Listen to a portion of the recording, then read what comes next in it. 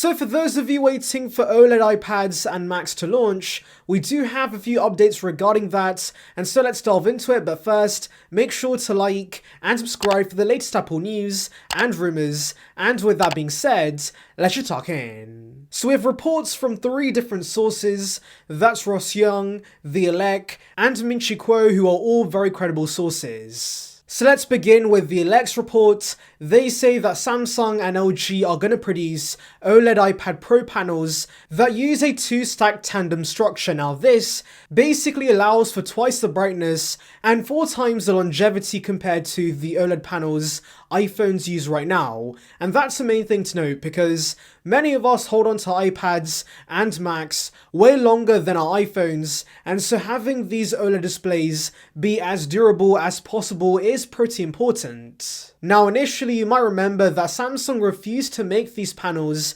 because they would be too expensive. Well, I guess Apple gave them more money because Samsung no longer has any issues and is currently developing these panels. Now of course you might be wondering, when are we going to see this? Well, the Elec's report does say the first generation of this tech is aiming for commercial production in 2023, and then the second gen tech goes into production the following year. Now you may be wondering, which version of this tech does Apple plan to use? Well, that brings us to Ross Young's report, since he says we should see OLED iPad Pros go into production in 2024, so that does suggest we're going to see the second gen T2 OLEDs with these new iPads. And yeah, that makes sense, because when Apple does transition to a new display tech, they take their time with it and make sure they get the best tech available for their products. And by the way, for those wondering about the preparations LG Display is doing to produce these OLEDs, they're expanding their plant and adding more production lines. And so yes, clearly they're ready to produce a huge bulk of these iPads. And interestingly, the Elec's report does say they're going to focus on the 11-inch iPads, and I'm assuming that's because they can produce cheaper OLEDs than Samsung Display. And yeah, I do think that's one of the reasons we're allegedly not getting mini LED on the 2022 11-inch iPad Pro, because it would just be too expensive and would give the 11-inch model a massive price hike.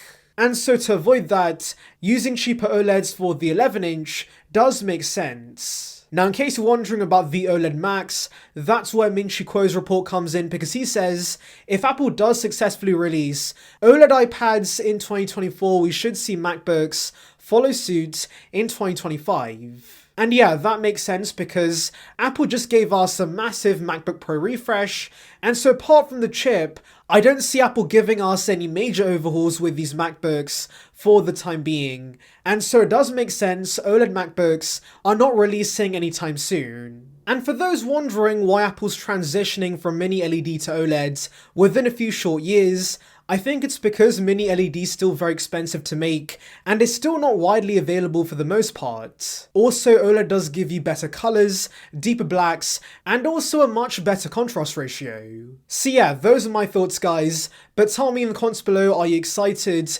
for Apple to give us Macs and iPads with OLED? Anyways guys, thank you for watching, make sure to like and subscribe for the latest Apple news and rumours. Check out the video above on details regarding Apple's VR headset, and on that note, I'll see you guys in the next one. See ya peeps!